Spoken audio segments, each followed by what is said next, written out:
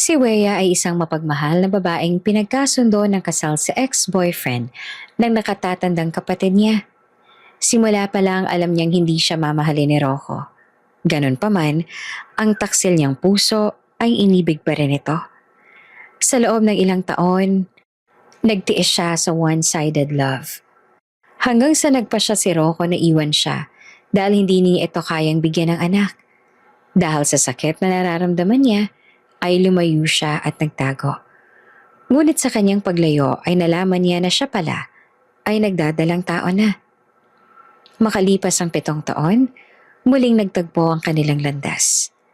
Ano kayang gagawin ni Rocco kapag nakitang muli ang asawa sa airport na may kasamang triplets? Kung bago ka pa lang sa channel neto, ibang kwento ni Ate Jane, istorya mo, ikwento ko. Huwag kalimutang pindutin ang notification bell at subscribe button.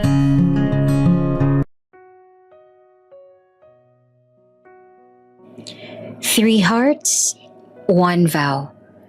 Your back is mine, mine is yours. If one of us falls, two will lift them.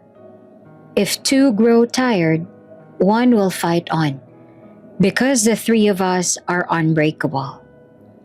Maririnig ang masayang pag-awit ng triplets habang ang isa sa kanila ay tinuturukan ng mataas na uri ng gamot sa balikat. Three hearts, one vow. Your back is mine, mine is yours. We'll be together. We'll be together and forever. Walang iwanan, mamatay man. Habang pinapakinggan ni Wea ang pag-awit ng kanyang mga anak ng promise song na ginawa nilang tatlo, hindi niya mapigilan ang pagtulo ng kanyang mga luha. Walang iwanan, mamatay man. Kanta ng dalawa na si Finn at Pavel, habang si Milo ay natigil sa pag-awit dahil sa sakit. Walang iwanan, mamatay man. You're doing great, baby, sabi ng doktor kay Milo. Yay, Milo's so strong! Puri ng dalawa sa kanilang kapatid. Sing with us, strong one. Three hearts, one vow. Your back is mine, mine is yours. We'll be together forever. Walang iwanan, mamatay man. At sa pagitan ng paghikbi, sinabayan ni Milo ang dalawa. Walang iwanan, mamatay man. Habang pauwi sila sa kanilang bahay, ang tatlo ay patuloy pa rin sa pag-awit ng kanilang promise song sa backseat ng sasakyan. At kahit nahalata naman na nahihirapan na si Milo, patuloy pa rin itong tumatawa. Dahil ang mga kapatid nito ang siyang lakas nito. Mommy! Sigaw ni Finn, ang pangalawa sa triplets na anak ni Wea. Mommy, may narinig po kami kanina. Si Wea na noon ay abala ay sandaling tumigil sa ginagawa at ngumiti sa kanyang mga anak. Hawak ng dalawang kamay ni Milo na noon ay nakasuot ng bonnet upang maitago ang nakakalbo na nitong buhok. Bakit parang sobrang saya ninyo? Tanong niya. Ano bang meron? Hindi ba't kanina pa kayo naglalaro kasama ang yaya ninyo? May nangyari ba? Si Milo ang sumagot. Opo, Mami. Pero may na-mention po sa amin si Yaya kanina. Pwede po ba kaming magtanong sa'yo? Ang tatlong bata ay sabay na tumingin sa kanya, habang ang kanilang mga mata ay naghihintay ng sagot. Ano namang tanong yan? Bakit gusto niyo na namang kumain ng ice cream ha? Bawal pa yan kay Milo. Sabi niya. Ngunit alam niyang may ibang bagay na pumapasok sa isip ng mga bata. Umiling si Pavel. Hindi po yun, Mommy. Kanina po kasi narinig po namin si Yaya na nag-uusap kasama yung Filipino tutor po namin. Sabi po nila ay uuwi daw po tayo sa Philippines. True po ba yon, Mommy? Natigil si Wea at sandaling natahimik. Huminga siya ng malalim bago ngumiti at tumango sa kanyang mga anak. Oo, pupunta tayo roon. Gusto kasi kayong makilala ng lolo at lola ninyo. Kaya naman nagpasya ako na bumisita tayo sa kanila. Iyon ang unang beses na makakapunta kayo ron at iyon din ang unang beses na makikilala ninyo ang lolo at lola ninyo. Kaya sigurado akong excited na kayo. Lumaki kasi ang mga ito sa LA. kasama siya. Noong 1 taon lang din naman nalaman ng pamilya niya na may mga anak siya. Itinago niya kasi ang 3 sa kanila. Ayaw kasi ni Wea na makarating ang balitang yon sa kanyang dating asawa, ang ama ng triplets. Ngunit tama nga ang sabi nila, kahit kailan ay walang sikreto ang naitatago ng habang buhay. Nalaman din ng magulang niya ang tungkol sa triplets niyang anak. Mahigit 1 taon silang humingi ng tawad sa kanya at sumubok na makalapit. At ngayon ay handa na si Wea na iharap sa kanila ang mga anak niya. Kahit na lumaki sa LA ang mga anak niya, marunong pa rin silang magtagalog. May tutor din kasi ang mga ito. Nang sa ganon kahit papaano ay maging madali ang pakikipag-communicate nila sa mga tao. Lolo't Lola? Tanong ni Pavel. Yung naka-call niyo po last time? Are we going to meet them personally na po? Yes, babies. Gusto ko rin na makilala ninyo na sila. Hindi lang nila kayo nakilala noon dahil may mga nangyari. Nagtataka na tumingin si Finn sa kanya. Ano pong nangyari? At bakit po hindi agad namin sila nakilala? Nag-alinlangan siyang sagutin ang tanong ng anak. Pero matatalino talaga ang mga ito kaya kailangan niya na ipaliwanag dito ang dahilan or else hindi sila matitigil sa pagtatanong. Kinailangan kasing lumayo ng mommy noon at nung una, hindi pa ako handang sabihin sa kanila na may anak na ako. Pero ngayon, handa na ako at handa na rin sila na makilala kayo. Agad na bumuhos ang kasiyahan sa mukha ng mga bata. Sumigaw sila ng tuwa at niyakap si Wea ng mahigpit. Yay! Excited na po kami! Gusto ko pong malaman kung anong uri ng pagkain ang meron doon. At gusto ko rin pong matuto pa na magtagalog. Gusto ko po na maging fluent palalo. Masigla na sabi na Finn. Gusto ko rin pong makita ang mga tanawin doon at baka naman may mga ibon at hayop na hindi natin nakikita dito. Sabi ni Milo na talaga namang sobrang hilig sa mga hayop. Oh, I want to see the Philippine eagle. They're so cool. Gusto ko rin po makipaglaro sa mga ibang bata doon at matikman ng mga pagkain na ginagawa ng lolo't lola namin. Dagdag pa ni Pavel. Ngumiti si Wea sa kanilang kasiglahan. Masaya siyang makita na excited ang mga bata na makilala ang kanilang mga kamag-anak sa Pilipinas. Ngunit sa kabila ng kasiyahan na yon, may kaba rin siyang nararamdaman sa kanyang puso. Dahil sa pagbabalik nila sa Pilipinas, napakalaki ng chance na muli niya makita ang dating asawa. Kahit pa wala naman silang balak na magtagal doon, may chance pa rin na mag-cruise ang landas nila. At iyon ang kinatatakutan niya ngayon. Matapos ang sunod na punta nila sa ospital para sa check-up ni Milo, dumalaw sila sa kanyang kaibigang si Cameron. Ang triplets ay agad na nakipaglaro sa mga alagang aso ni Cameron na sanay na sa kanila. Si Cameron ang tanging tao na alam ang lahat ng tungkol sa kanyang nakaraan.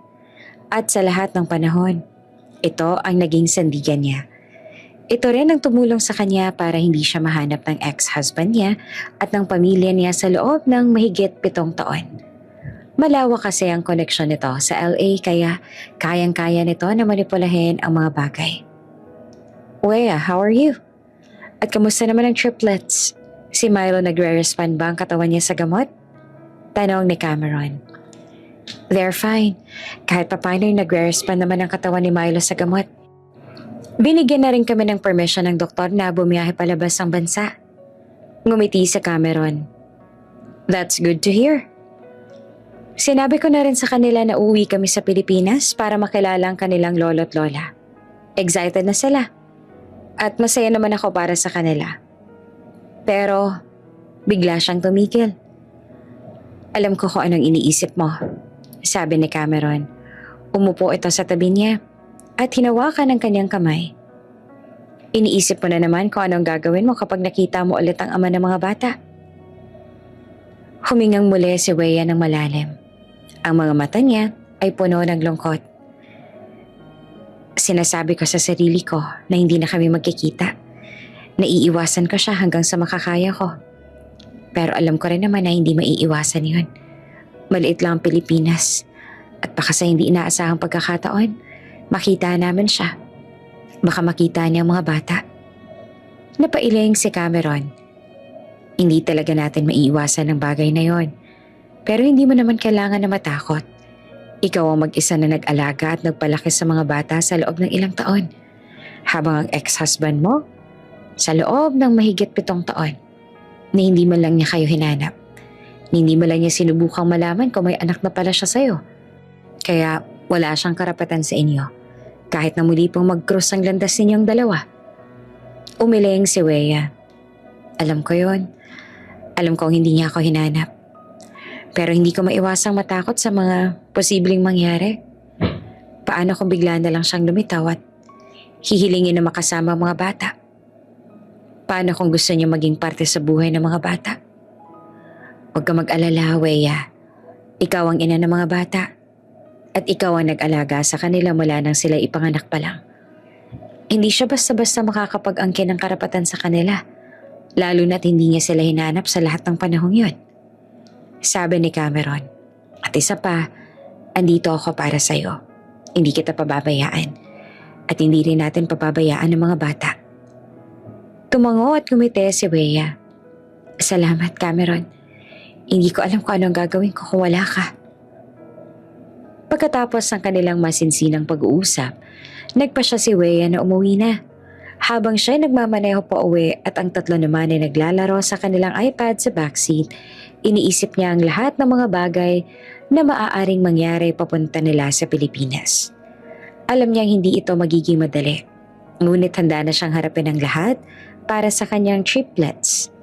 Gusto niya silang makita na masaya at makaramdam ng pagmamahal mula sa kanilang mga lolo at lola.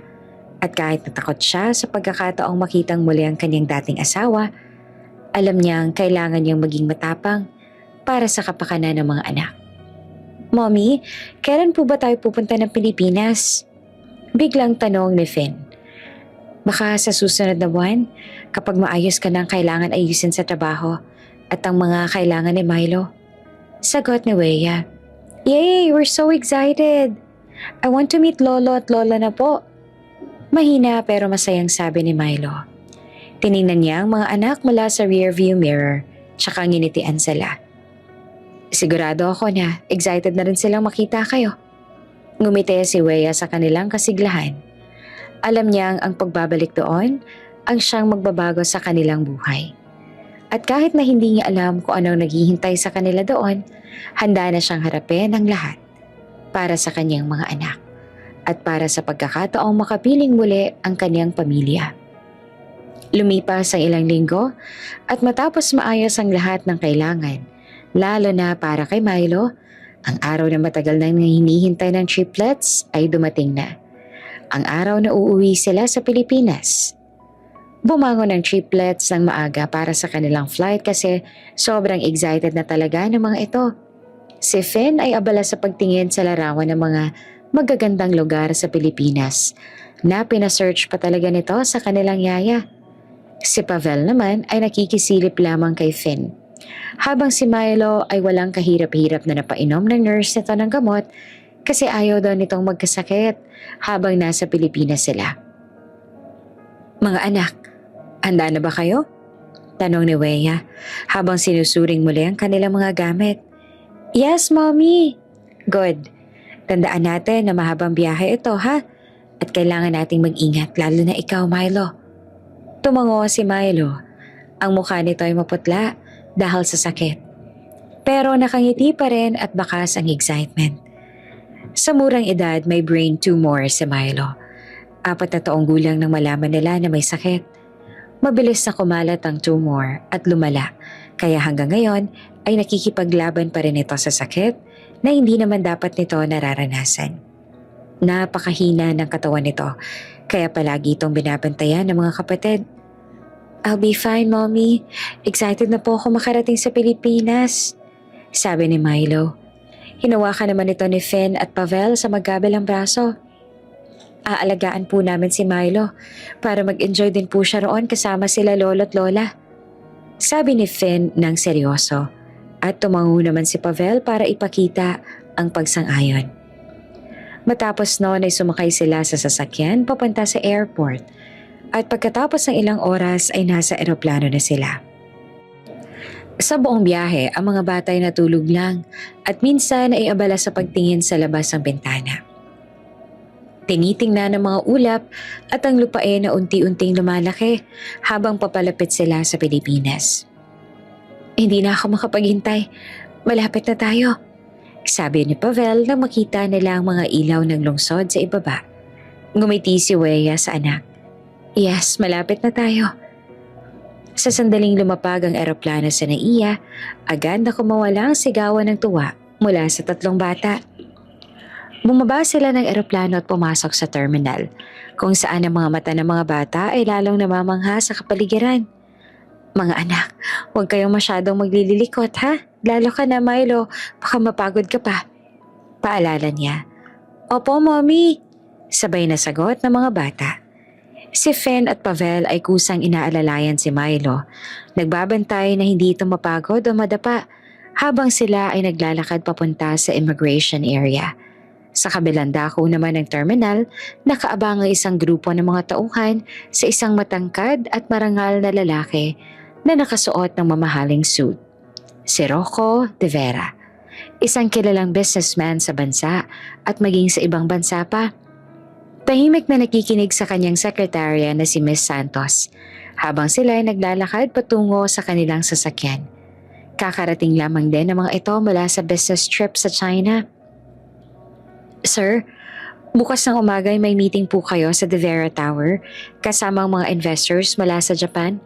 Pagkatapos po noon, may pagpupulong din po kayo sa Department of Trade and Industry para sa bagong proyekto natin sa Cebu.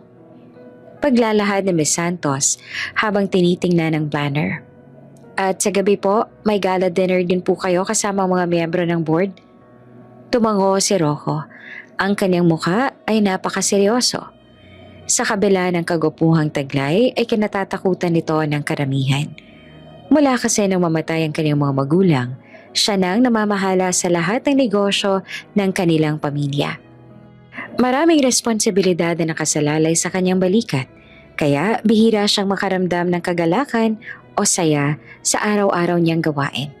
Sa kabila noon, marami nang napatunayan si Rocco, kaya hinahangaan at kinatatakutan nito, lalo na sa larangan ng negosyo. Organize my schedule properly, Ms. Santos. I need it done tonight. Siguraduhin mong walang magiging problema sa mga schedule ko. Utos ni Rocco sa malamig na boses. Opo sir, bibigyan ko po agad kayo ng detalyadong ulat mamaya sa inyong opisina. Sagot ni Ms. Santos bago sila tumigil saglit para hintayin ng iba pang tauhan na may dalang mga gamit ni Rocco. Ngunit biglang nagkaroon ng ingay sa paligid.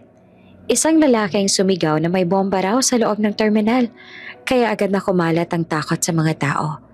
Nagkagulo ang ilang mga pasahero. Nagsigawan at nagpupumilit na makalabas ng maaga. Sir, delikado po dito. Tara na po tayo.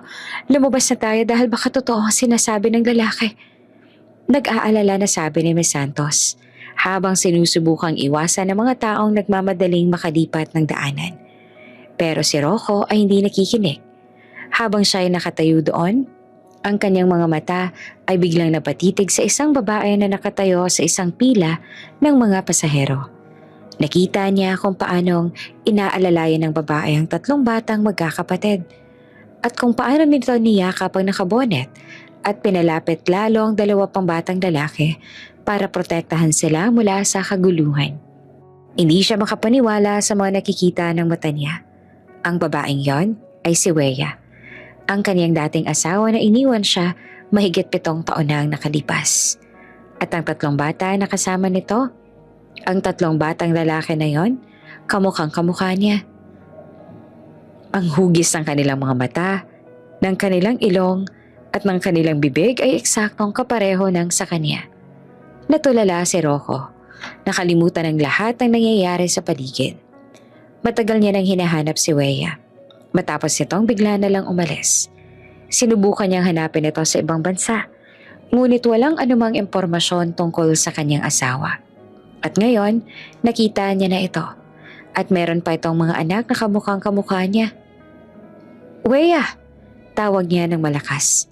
at akmang lalapit na siya sa kanila nang biglang lumala pa ang kaguluhan. Biglang isang grupo ng mga pasaherong tumakbo papunta sa kanilang direksyon. Dahil doon nawala sa paningin niya si Weya at ang mga bata. Sir, kailangan na po nating umalis.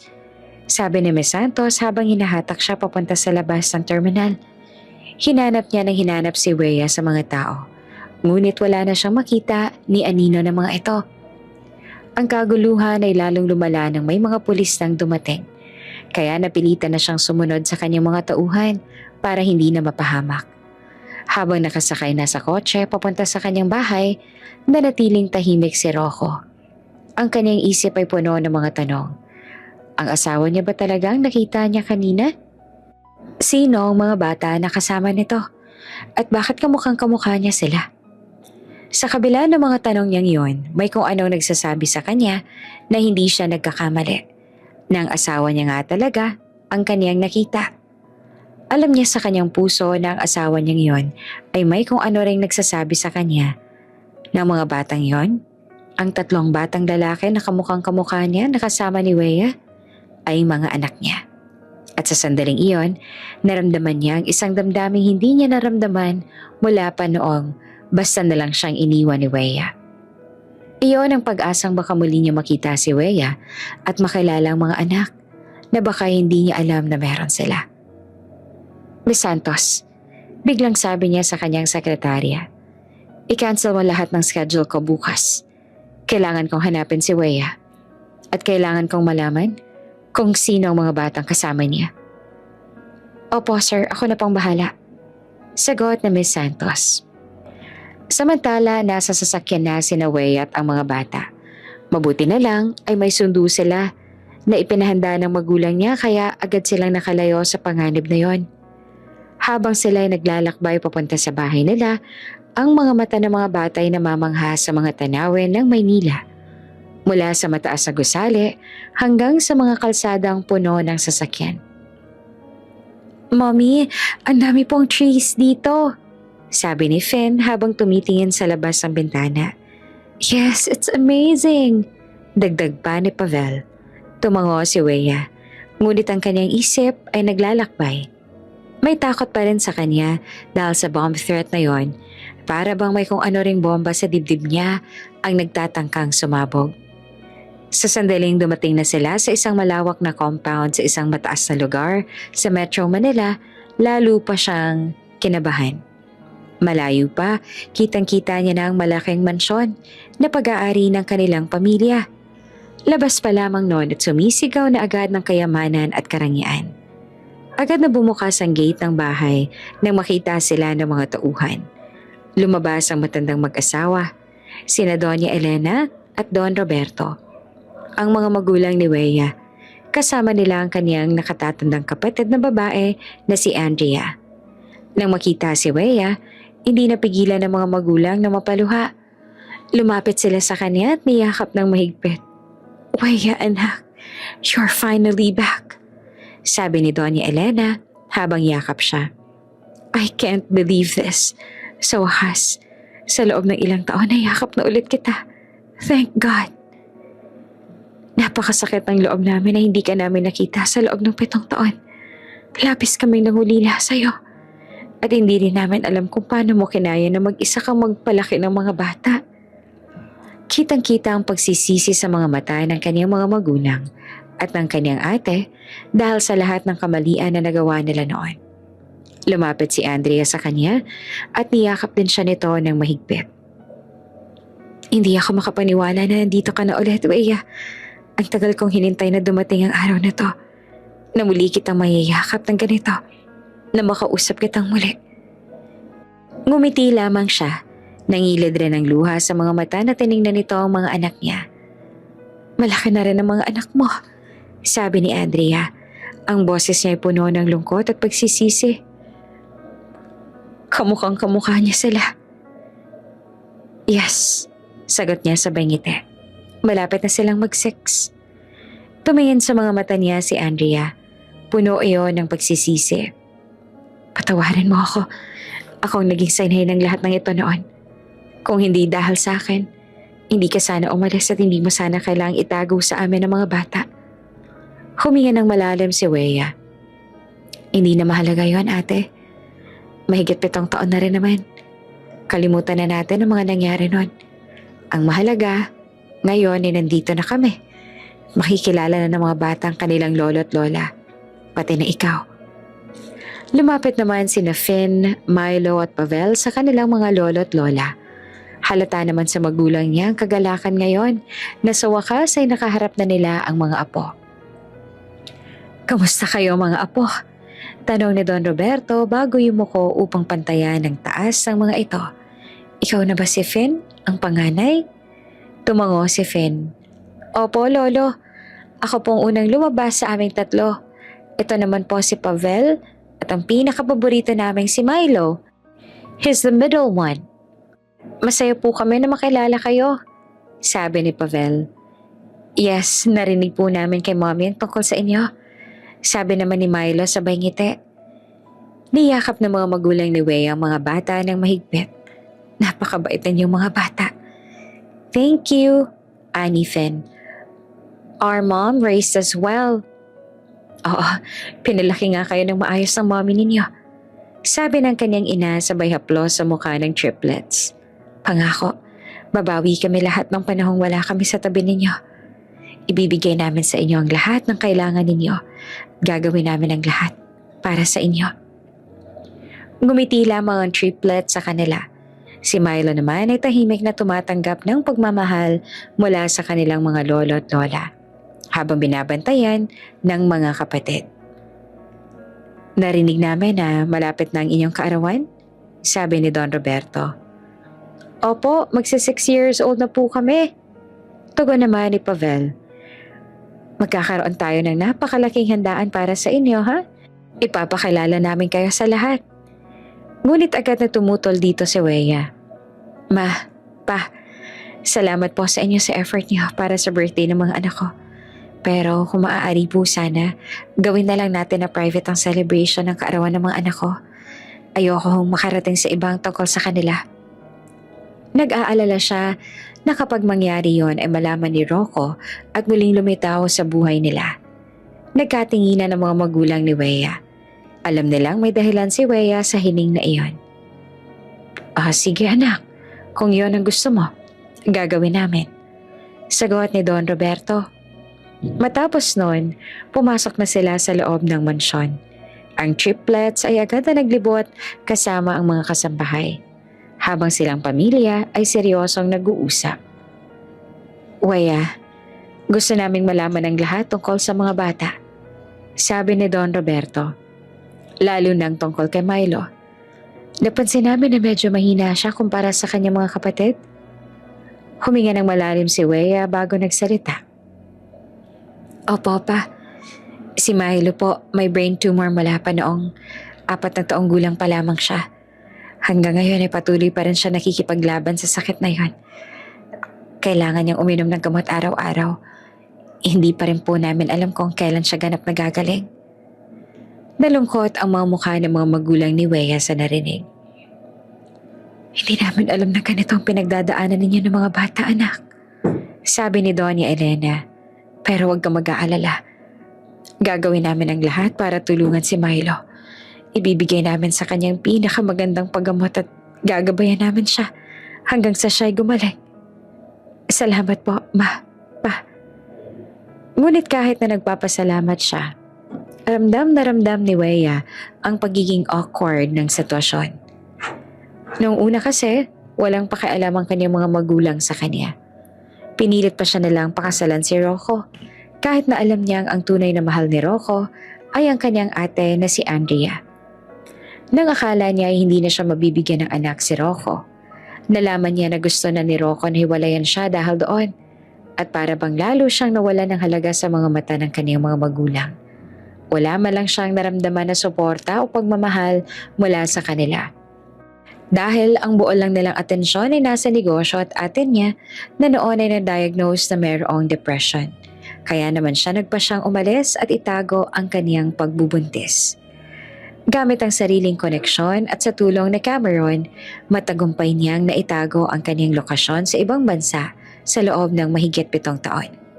Ngayon, ay mukhang napagtanto niya ang kanyang mga magulang at kapatid ang kanilang mga kasalanan at pagkukulang noon. Makikita sa kanilang mga mata ang tunay na pagsisisi at hangarin na ibalik ang mga panahong nawala. At kahit na may bahid pa ring lungkot sa puso ni Wea tungkol sa nakaraan, handa na siyang bigyan ng pagkakataon ng kanyang pamilya na mabawi ang kanilang mga pagkakamali. Para sa kanyang sarili at para sa kanyang mga anak. Sa kabilang banda naman, sa opisina ng De Vera Tower, nakaupo si Rocco sa kanyang office chair habang nakikinig sa ulat ng kanyang mga tauhan.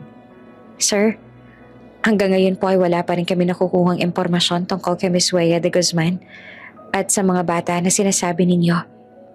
Sabi ng isa sa kanyang mga tauhan, si Mr. Cruz, na namamahala sa mga operasyon ng kumpanya na may kinalaman sa paghahanap ng impormasyon. Sinubukan na po namin na makipag-ugnayan sa NIA tulad ng utos ninyo. Ngunit sinabi nila na maaari pa itong tumagal ng 1 linggo bago lumabas ang mga detalye. Hindi daw po kasi basta-basta maibibigay ang mga impormasyon ng mga pasahero, lalo na kung ito ay may kinalaman sa privacy. Tumikim si Rocco bago magsalita. Naiintindihan ko yon, Mr. Cruz, pero hindi tayo titigil hanggang hindi natin mahanap ang asawa ko at ang mga bata. Sinabi ko na sa inyo, nakita ko sila sa airport, si Wea at ang 3 batang lalaki na kamukhang kamukha ko. At sigurado ako mga anak ko yun. Huminga ng malalim si Mr. Cruz. Sir, may isa pa po kaming natuklasan. Mukhang may connection din po ang pamilya ni Miss Wea sa NAIA at sa ilang ahensya ng gobyerno para itago ang kanilang kinaroroonan. Mga kaibigan po ng pamilya nilang ilan sa mga tauhan doon. Kaya po, mahirap po talagang makuha ang impormasyon ng mabilis. Ngunit hindi ito nagpababa ng loob kay Rocco. Kung ganon, ay gagamitin din natin ang lahat ng ating koneksyon. Kahit na kailangan pang makipag-ugnayan sa mga pinakamataas na opisyal sa bansa, gagawin natin. Hindi ako titigil hanggat hindi ko sila mahanap. Sa pamamagitan ng mga koneksyon ni Rocco sa negosyo at sa mga tao na matataas sa posisyon, nagawa nga nilang makakuha ng impormasyon sa loob ng 3 araw. Dumating si Mr. Cruz sa opisina niya na may hawak ng mga dokumento. Sir, nakakuha po tayo ng impormasyon. Dumating nga po talaga sa Pilipinas si Miss Wea noong nakaraang linggo at kasama niya ang 3 batang lalaki na mag-6 na taong gulang na ngayong buwan. Ang mga pangalan ng mga bata ay Finn, Milo at Pavel. Ibinunyag ni Mr. Cruz at makikita sa mukha ni Rocco ang kagalakan at pag-asa. Pero sir, dagdag pa ni Mr. Cruz, hindi po namin matukoy kung saang bahagi ng bansa sila nakatira ngayon. Sinubukan na naming hanapin ang kanilang address. Ngunit tila binura na ng mga detalye. Mukha talagang iniingatan po ng pamilya ng iyong asawa na hindi natin sila madaling mahanap. Tumango si Rocco. I'm no longer surprised. Alam kong galit siya sa akin. At baka hindi pa rin niya ako napapatawad hanggang ngayon. Pero hindi ako titigil. Susubukan ko makiusap sa pamilya ng asawa ko. Baka sakaling ibunyag na nila sa akin ang kinaroroonan nila. Habang naghihintay ng balita mula sa mga tauhan, napaisip si Rocco sa mga nangyari 7 taon na ang nakalipas. Ikinasal sila ni Wea dahil sa kagustuhan ng kanilang mga magulang. Hindi dahil sa mahal nila ang isa't isa. Ang pamilya ng mga De Vera at mga De Guzman ay matagal nang magkaibigan at pinagkasundo silang ikasal para palakasin pa ang kanilang ugnayan sa negosyo. Ngunit sa totoo lang, noon akala ni Rocco na mahal niya pa rin si Andrea, ang kapatid ni Wea, na naging kasintahan niya sa loob ng 2 taon. Minsan pa nga niya itong sinabi kay Wea na naging dahilan ng pagdurusa at kalungkutan ni Wea. Hindi niya alam na sinanay niya lamang pala ang sarili na isipin na mahal niya pa si Andrea. Ngunit ang totoo, matagal na yung wala. Nang malaman nila na hindi kayang bigyan ni Wea ng anak si Rocco, lalo pang lumalig ang kanilang pagsasama. Hanggang sa isang araw, bigla na lamang itong umalis at hindi na nagparamdam. Mula nang mawala si Wea, hindi tumigil si Rocco sa paghahanap sa kanya. Sinubukan niya itong hanapin sa ibang bansa. Nagpadala ng mga tauhan sa iba't ibang lugar, ngunit walang anumang resulta. At habang dumadaan ang mga taon, unti-unting napagtanto ni Rocco ang kaniyang mga pagkakamali. I was so stupid. Bulong niya sa sarili habang nakatingin sa larawan niya at ni Wea noong sila ay bagong kasal. Hinayaan ko siyang harapin ang lahat ng problema ng mag-isa. Hinayaan ko siyang isiping mahal ko pa rin ang kapatid niya, na hindi ko malang naiparamdam sa kanya na mahal ko rin siya. Nahigit pa sa lahat, siya lang ang babaeng minahal ko ng lubos. Ngunit ngayon na nagbalik na siya, gagawin ko ang lahat para maitama ang lahat ng naging pagkakamali ko noon. At gagawin ko ang lahat para mapatawad niya ako at para mabigyan kami ng pagkakataon na maging isang tunay na pamilya. Samantala, ang mga tauhan naman ni Rocco ay nagsisimula ng makipag-ugnayan sa pamilya ni Wea. Lumipas ang 2 araw at hindi na nakatiis si Rocco na maghintay pa ng balita mula sa kanyang mga tauhan. Isang umaga, nagpasya siyang direktang puntahan ng The Guzman Industries, ang malaking kumpanya na pag-aari ng pamilya ni Wea. Magandang umaga, sir. How can I help you? Tanong ng sekretarya ni Don Roberto na si Miss Reyes nang makita siya. Ngunit ang makilala nito kung sino siya, kaagad na nanlaki ang mga mata nito at nanginginig na tumayo. Sir Rocco, hindi po ako makapaniwala na ikaw po pala. Ipapaalam ko po agad kay sir ang inyong pagdating. Sabi nito at mabilis na nag-type sa computer. Sandali pa ay binigyan na siya ng pahintulot na pumasok sa opisina ng ama ni Wea. Pagbukas ang pintuan ng opisina, nakita ni Rocco si Don Roberto na nakaupo sa swivel chair at abala sa pagbabasa ng mga ulat. Ngunit nang tumingin ito sa kanya, agad na nawala ang kulay ng mukha nito at kitang-kita ang pagkasindak sa mga mata nito.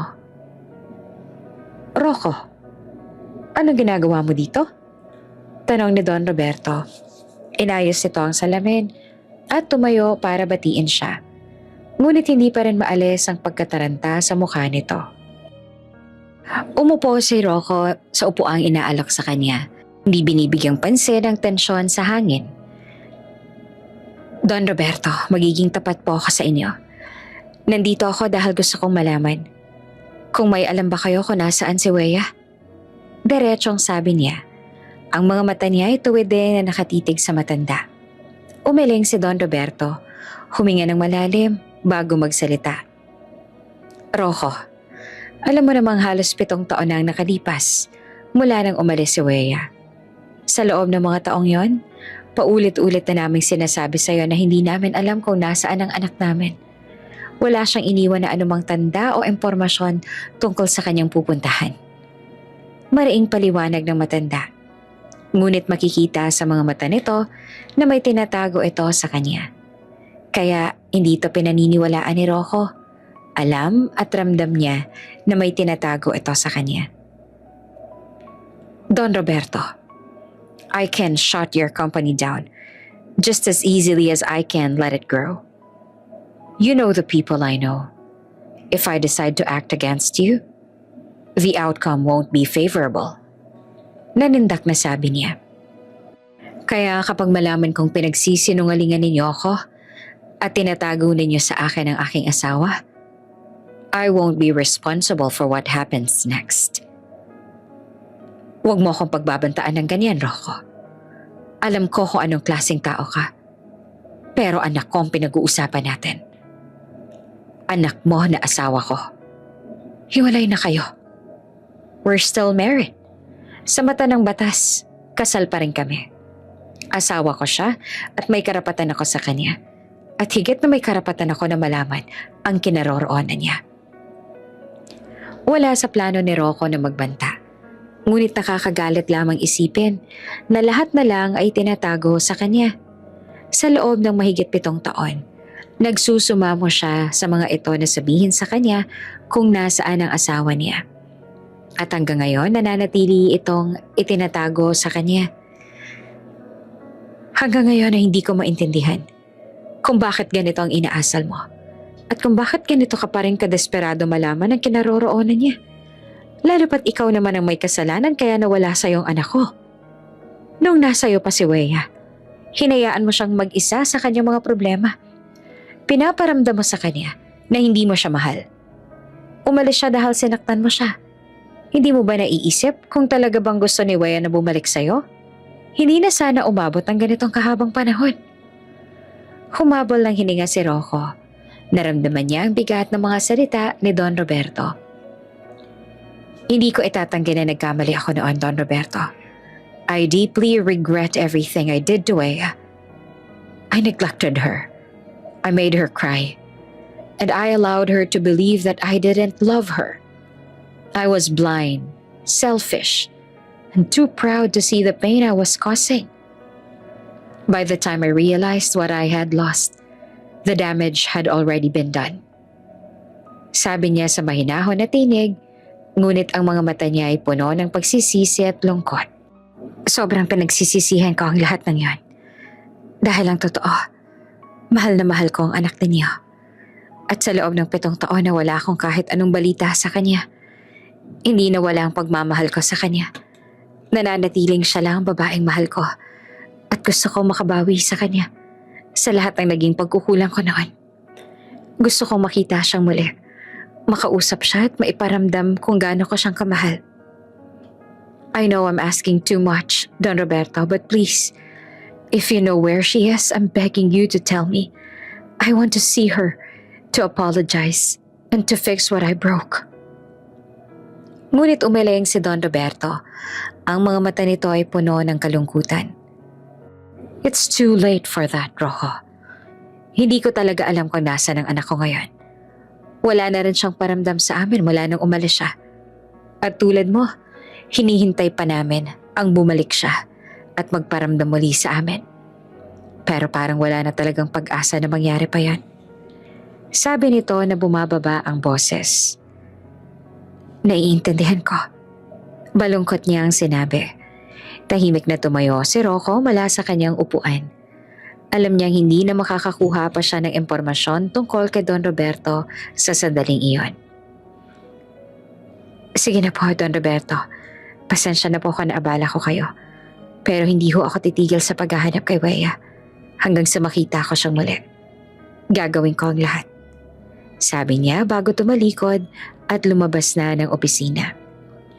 Habang siya'y naglalakad palabas ang gusali ng De Guzman Industries, ramdam ni Rocco ang bigat ng kanyang dibdib. Ngunit para kay Weya at sa mga batang pinaniniwalaan niya na kanilang mga anak, gagawin niya ang lahat para makuha ang pagkakataong mabawi ang kanilang tiwala at pagmamahal. Dumating na ang araw ng kaarawan ng triplets. Isang simple ngunit masayang pagtitipon ng pamilya sa bahay ng mga De Guzman ang naging celebration nila. Inihanda ng mga tauhan ng mansyon ang mga paboritong pagkain ng mga bata at binigyan sila ng mga regalo. Happy birthday, Finn, Milo at Pavel! Ang mga mukha ng 3 bata ay puno ng kagalakan habang inaawitan nila ito. Nang maglaon, naglaro sila sa hardin. Pinaranas nila sa mga bata ang buhay na malayo sa buhay na nakasanayan nila sa LA. Habang si Weya ay tahimik na nakatingin sa kanila, masaya siya na makita ang kanyang mga anak na masayang nakakasama ang kanilang mga kamag-anak. Sa sandaling iyon, parang nawala lahat ng bigat ng mundo sa kanyang balikat. Kinabukasan, dinala rin nila ang mga bata sa zoo at tinupad ang gusto ni Milo na makakita ng agila. Ngunit matapos ang kasiyahan, narinig ni Weya ang tinig ng kanyang mga magulang na nag-uusap sa sala na tila ba may mga tinatagong sekreto sa kanya. Siguraduhin mo hindi malalaman ni Rocco na nandito sila Weya at ang mga bata. Sabi ni Doña Elena. Alam ko naman yon, Elena. Sinabi ko na sa mga tauhan na huwag magsabi ng kahit anong impormasyon tungkol sa kanila. Ngayon nga lang natin ulit sila nakasama. Hindi ko hahayaan na mawala silang muli dahil sa kanya. Sagot naman ni Don Roberto. Agad na kumirot ang puso ni Weya sa narinig. Lumabas siya mula sa kanyang tinataguan at hinarap ang kanyang mga magulang na nagulat nang makita siya. Ang kanyang mukha ay puno ng galit at sakit. Bakit ninyo tinatago sa akin na hinahanap pa rin ako ni Rocco? Sigaw niya. Alam niyo naman ang dahilan kung bakit ako nagtago sa kanya noon, diba? Ngayon na nalalapit niya nang malaman kung nasan kami ng mga anak ko, tinatago niyo pa rin sa akin to. At hindi niyo malang binigyan ako ng pagkakataong itago silang muli. Nalungkot ang mukha ng mga magulang ni Weya. Anak, hindi namin sinasadya na itago sa'yo ito. Gusto lang naman namin na makasama kayo ng mga apo namin ng mas matagal. Paliwanag ni Doña Elena. Ngunit hindi ito tumago sa puso ni Weya. Gusto lang naman namin na magtagal pa kayo dito, Weya. Ngayon nga lang ulit kayo bumalik, hindi namin kayang malayo ulit kayo sa amin. Dagdag pa ni Don Roberto. Ngunit lalo lang tumindi ang galit ni Weya. Hindi ninyo naiintindihan. Binigyan niyo ako ng pag-asa na ligtas kami dito. Pero hindi naman pala. Kapag malaman ni Rocco na nandito kami, baka kunin niya sa akin ang mga anak ko. Sinubukan siyang lapitan ni Andrea para kausapin. Weya, makinig ka sa amin. Hindi ibig sabihin na sasaktan ka ulit. Ngunit pinutol siya ni Weya. Hindi mo rin ako naiintindihan, ate. May mga dahilan ako. At ikaw pa nga naging sanhi ng lahat ng to noon, diba? Nasaktan ako ng sobra nung nalaman kong mahal ka pa rin niya. At ngayon naman, itinatago niyo sa akin ang katotohanan para pigilan ako umalis. Sabi niya habang ang mga luhay tumutulo na sa kanyang mga pisngi. Pagkatapos ng mainit na pag-uusap, umalis si Weya patungo sa kanyang kwarto at simulang inimpake ang mga gamit nila ng mga anak. Sinundan pa siya ni Andrea pero hindi niya ito pinakinggan. Ang mahalaga lang sa kanya ngayon ay makaalis sila bago pa sila mahanap ni Rocco at bago pa nito makuha sa kanya ang mga anak niya. Kinabukasan ng madaling araw, nagpa siyang umalis ng Pilipinas at bumalik sa Los Angeles. Alam niyang doon masigtas sila mula kay Rocco. Nagsimula na siyang maglakad patungo sa sasakyan na maghahatid sa kanila papunta sa airport nang biglang may tumawag sa kanilang tinig mula sa malayo. Weya, don't leave! Lumingon si Weya at nakita si Rocco na papalapit sa kanila. Agad niyang hinawakan ng kamay ng mga bata at sinimulang maglakad ng mabilis. Ngunit biglang nagsalita si Milo. Mama, I don't feel well. Nahihilo po ako. Mahinang sabi nito. At bago pa man makapag-react si Weya, biglang nawala ng malay ang bata at bumagsak. Milo? Sigaw ni Weya at ang mga kapatid nito. Agad na lumapit si Rocco sa kanila. At nang makita ang estado ni Milo, hindi na ito nag-atubiling buhatin ng bata. Hurry, Weya! Dali natin siya sa ospital ngayon mismo. Nagulat ang kapatid ni Milo sa biglang pagdating ni Rocco. Ngunit wala silang panahon para magtanong pa. Sumakay sila ng kotse ni Rocco at mabilis silang naglakbay papunta sa pinakamalapit na ospital. Sumunod naman sa kanila ang kanyang magulang na alalang-alala rin. Habang sila'y naglalakbay, hawak ni Weya ang kamay ni Milo. Ang mga luhay tumutulo sa kanyang mga pisngi. Hindi niya alam kung anong mangyayari sa kanyang anak. At hindi niya rin alam kung paanong haharapin ang pagdating ni Rocco sa kanilang buhay. Agad na dinala si Milo sa emergency room ng ospital at mabilis na tiningnan ng mga doktor. Samantalang naghihintay sila, nakaupo sina Finn at Pavel sa isang upuan sa labas ng kwarto. Ang kanilang mga mukha ay puno ng pag-aalala at takot. Si Weya ay nakaupo sa tabi nila, hawak ang kamay ng bawat isa. Huwag kayong mag-aalala mga anak. Magiging maayos lang si Milo. Sabi niya sa mga ito, kahit naramdam niya rin ang kaba sa puso. Milo is strong. Malalagpasan niya ito. Si Rocco naman ay nakatayo sa isang tabi. Halos mawala ng lakas. Hindi niya lubos maisip na makitang muli ang kanyang dating asawa. Makita ang tatlong bata na kamukhang kamukha niya. At ngayon ay isa sa kanila ay nasa kritikal na kalagayan. Gusto niyang lapitan si Weya at tanungin lahat ng mga katanungan sa kanyang isip. Ngunit pinili niyang hintayin muna hanggang sa malaman nila ang kalagayan ni Milo. Hindi niya iniwan ang mag-iina kahit nahalata sa mga mata ni Weya na ayaw nitong makita siya doon. Makalipas ang ilang oras ng pag-aalala, lumabas ang isang doktor mula sa emergency room. Doc, kamusta na po ang anak ko? Tanong ni Weya. Ang kalagayan ng bata ay kritikal pa rin. Ikinalulungkot kong sabihin, pero lumalala na ang kanyang sakit. At iyon ang dahilan ng kanyang panghihina at pagkawala ng malay niya kanina. Mabuti na lang at naisugod ninyo agad siya dito. Pero sa kasamaang palad, hindi pa siya maaaring ibiyahe kahit saan. Kailangan niya munang manatili dito sa ospital para makabawi at makatanggap ng karagdagang atensyong medikal. Agad namang tumulo ang mga luha mula sa mata ni na Finn at Pavel. Ma'am, magiging maayos lang po ba si Milo? Tanong ni Pavel. Oo naman anak, magiging maayos lang siya. Naniniwala ako magiging maayos siya. Sagot ni Weya habang niyayakap ang dalawa. Ngunit makikita sa mukha ng doktor na may ibang mensahe itong nais sabihin. Maaari ko ba kayong makausap ng kayo lang? Tanong ng doktor. Hindi ito mangkop na marinig ng mga bata. Tumango sina Weya at Rocco. Inalalayan ni Andre ang mga bata at dinala sa ibang lugar, habang sila naman ay sumunod sa doktor papunta sa isang maliit na kwarto. Pagpasok sa kwarto ay naging seryoso na ang doktor. Magiging tapat ako sa iyo. Ang katawan ni Milo ay tuluyan ng nanghihina dahil sa sakit niya. At ayon sa aming pagsusuri, palaki ng palaki ang tumor sa utak niya. Sa tingin ko ay pinipilit niya na lang na maging maayos. Pero malala na talaga ang sakit niya. Nangihina ang katawan niya. Mukhang hindi na rin nadadala ng mga gamot. Kaya ngayon pa lang, sasabihin ko na ito sa inyo. Kailangan na ninyong maganda sa anumang mangyari. Hindi napigilan ni Weya na mapaluha sa mga narinig. Animo ay nauupos sa kandila na napaupo siya sa kanyang upuan habang ang mga luha ay tumutulo ng walang tigil. Ramdam niya ang bigat ng mga salita ng doktor. Hindi niya kayang isipin na maaaring mawala sa kanya ang isa sa kanyang mga anak. Lumapit si Rocco sa kanya at hinawakan ang kanyang balikat. Weya, huwag mong kalimutan na hindi ka nag-iisa. Tutulungan kita. Tutulungan natin ang mga bata. Lalo na si Milo. Ngunit nang makaalis na ang doktor at naiwan silang dalawa sa loob ng silid, tuluyan nang ibinuhos ni Weya ang galit sa dating asawa. Umalis ka na. Hindi ka namin kailangan dito. At hindi rin kailangan ng mga batang presensya mo. Sigaw niya na ang boses ay puno ng galit at sakit.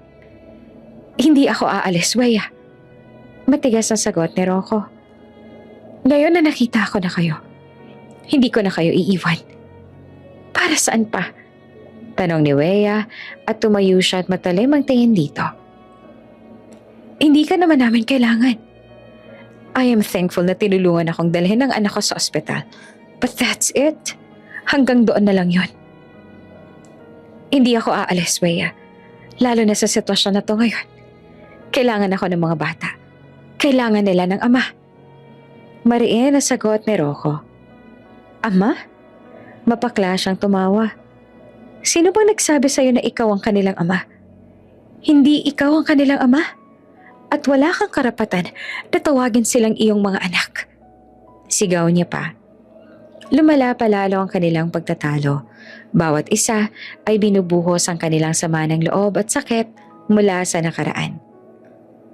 Anak ko ang mga bata, Weya. Hindi mo sila pwedeng ilayo sa akin.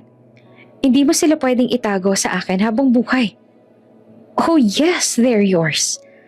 Pero wala ka ng karapatan sa kanila. Dahil kahit kailan hindi ka naman nagpakaama sa kanila. Hindi nga nila naramdaman na meron silang ama. Dahil hindi ko alam na may anak ako. You hid them from me. Tinanggalan mo ako ng karapatan na maging ama sa kanila. Lalo siyang nagpuyo sa galit at mapait din na napapatawa. Hindi kita tinanggalan ng karapatan. Dahil simula pa lang, wala ka na nun. They may be your children by blood, but you're nothing more than a stranger to them. You don't get to suddenly play a father when it's convenient. You gave up that right a long time ago. Ako ang naging ama at ina sa anak natin. I am the only one who became their world. So no, you don't have any claim over them. Only I do. Habang sila ay nagtatalo, hindi nila alam na naririnig pala sila ng mga bata sa labas ng kwarto lalo na si Finn na nakarinig ng lahat ng sinabi nila tungkol sa kanilang ama. Nang lumabas si Wea at Rocco mula sa kwarto, nakita nila na naroon sina Finn at Pavel sa labas. Pareho silang natigilan. Ang mukha ng kanilang mga anak ay puno ng luha. "Mommy?" Umiiyak na tawag ni Finn. "Tama po bang narinig namin? Siya po bang daddy namin?" Hindi agad nakasagot si Wea. Alam niyang hindi niya kayang itanggi ang katotohanan. Lalo na ngayong narito na sila at naririnig na ng mga bata ang kanilang pagtatalo. Bago pa man siya makapagsalita, lumapit na sina Finn at Pavel kay Rocco. "Totoo po ba yun? Ikaw po bang daddy namin?" "Yes," namamaos ang tinig na sagot ni Rocco sa mga anak. "Ako, ang inyong ama." Biglang niyakap ng dalawa ang ama. "Hindi po kami makapaniwala na ikaw palang aming daddy," sabi ni Pavel sa pagitan ng mga hikbi. "Lagi lang po kami nangangarap na meron kaming ama. Akala po namin wala na kaming makikilala pa. But you're here. Lahat po kami, lagi namin pinag-uusapan kung paano kung meron kaming daddy na kasama namin." Dagdag pa ni Finn. Iyakap pa rin si Rocco ng mahigpit. "And now you're finally here. You're real." Hindi napigilan ni Rocco na mapaluha. Ibinalot nito ng bisig ang dalawang bata. Hinahaplos ang kanilang mga ulo. "I'm so sorry mga anak," bulong ni Rocco. "I'm so sorry for being absent. Kung wala ako sa tabi ninyo nung kailangan ninyo ako, I'm really sorry. Hindi ko gusto ang lahat pero may kasalanan ako." Tahimik lang si Wea sa isang tabi. Gusto niyang sabihin umalis na si Rocco. Gusto niyang sabihin sa kanyang mga anak na hindi nila kailangan ng presensya nito sa kanilang buhay. Ngunit nang makita niya ang saya sa mga mata ng kanyang mga anak at isipin ang kalagayan ni Milo ngayon, alam niyang hindi niya kayang dagdagan pa ang lungkot ng mga bata. Hinayaan niya na lang sila dahil wala naman siyang magagawa pa ngayon na lumabas na ang katotohanan. Ilang sandali pagkatapos ng emosyonal na tagpo ng mag-ama, lumapit ang isang nurse sa kanila at sinabing may malay na si Milo at gusto na nitong makita ang mga kapatid at ina. Agad silang nagtungo sa kwarto ng bata na nakahiga sa kama habang may nakakabit na dextrose at monitor na nagpapakita ng tibok ng puso nito.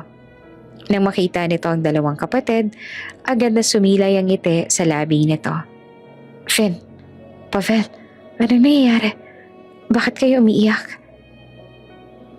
"Kasi nag-aalala kami sa'yo," sagot ni Finn. Takot na takot kami, Milo. Akala namin iiwan mo na kami." Ngumiti sa kanila si Milo. "Pasensya na, hindi ko sinasadya na takutin kayo." "Huwag mo na ulit uulitin yan, ha?" Malungkot na ngiti lamang ang sumilay sa labi ni Milo. "Pasensya na. Hindi ko yan maipapangako. Pero sa susunod, huwag kayong matatakot kasi magiging maayos naman ako." Tumingin si Milo sa ina na umiiyak na rin. "I'm sorry too, Mommy." Lumapit si Wea sa anak at tinawakan ng kamay nito. "It's okay, anak. Ang mahalaga ay nagising ka na. Bumalik ka sa amin. Hindi naman po ako mawawala," sabi nito bago napatingin kay Rocco na kanina pang nakatayo. Nangingilid ang luha sa mga mata na naroon sa mga matang matinding pag-aalinlangan, takot at awa. "Who is he?" "He's our father, Milo," sagot ni Finn. Ilang beses na napakurap si Milo. "Father?" "Yes. Daddy natin siya. He's our real father." "Really? May daddy tayo?" Tanong nito tsaka tiningnan ng ina na tumango. "Oo, Milo. May daddy tayo," sabi ni Pavel. Sandaling tumingin si Milo kay Rocco. Pagkatapos ay ngumiti ng malaki. "Daddy," bulong nito. Lumapit si Rocco sa tabi ng kama ni Milo. Hinawakan ang kamay ng anak. Dumadaloy ang luha sa pisngi. "Oo, anak. Ako ang inyong ama." Wow! Ang nanginginig na kamay ni Milo ay dahan-dahang tumaas upang hawakan ang mukha ng ama. You look like us. You really are dead. Yes, I am your father. Patuloy naman na pag-agos ang luha ni Rocco. Hinalikan nito ang ulo ni Milo. I'm here, baby. Hindi ko na kayo iiwan. Pero napuno ng pagtataka ang mga mata ni Milo. Bakit ngayon ka lang? Nahalinhina ng matinding sakit at lungkot ang ekspresyon ni Rocco. I'm sorry. Kasalanan ko kung bakit ngayon niyo lang ako nakilala. At pinagsisisihan ko ng sobra na hindi ko kayo nakasama agad. Pinagsisisihan ko na hindi ko kayo naging kasama sa mga unang taon ng iyong buhay. Hindi na po mahalaga, Daddy. Masaya na po ako na nakilala kita ngayon. Sabi ni Milo, ngumiti pa rin sa ama sa kabila ng sakit na nararamdaman. Nangako si Rocco sa mga bata habang nakatitig kay Milo. Hindi na kayo iiwan ng dati ninyo. Pangako ko yan sa inyo. At gagawin ko rin ang lahat para gumaling ka, anak. Kukunin natin ang lahat ng pinakamagaling na doktor sa mundo para mapagaling ka nila. Gagawin natin ang lahat para makasama ka pa namin ng matagal pa. Dahil sa mga salita ni Rocco, naging masaya si Milo sa kabila ng kalagayan. Nagsimulang magkwento ang mga bata kay Rocco tungkol sa kanilang buhay sa Los Angeles. Habang siya naman ay tahimik na lang na nakikinig. Kahit pa ngayon lamang nila nakasama ang kanilang ama, ay agad silang napalapit dito. At halata naman na matagal na nilang hinihintay ang pagkakataon na ito. Si Weya naman ay tahimik lamang na nakaupo sa isang upuan sa tabi ng kama ni Milo. Pinapanood silang magkakasama. Gusto niyang tumayo at sabihin kay Rocco na umalis na ito, na hindi niya kailangan ng tulong o presensya nito. Galit pa rin siya dito para sa lahat ng sakit na ibinigay nito sa kanya noon dahil nasaktan siya nito. Para sa pagpapabaya sa kanya, para sa pagkabigo nito na hanapin sila. Ngunit nang makita niya ang saya sa mga mata ni Milo, ang unang pagkakataon na nakita niya ang kanyang mga anak na ganitong kasaya, mula nang malaman nilang tungkol sa sakit ni Milo, biglang nawala ang lahat ng galit sa kanyang puso. Naisip niya na wala ng paraan pa para itago pa sa kanila ang totoo.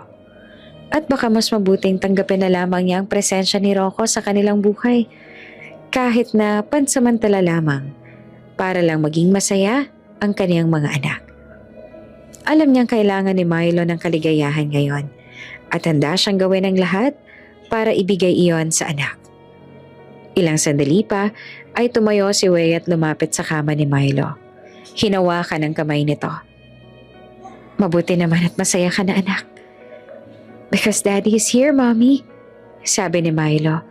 Mas masaya po ako ngayon na kumpleto na po tayo.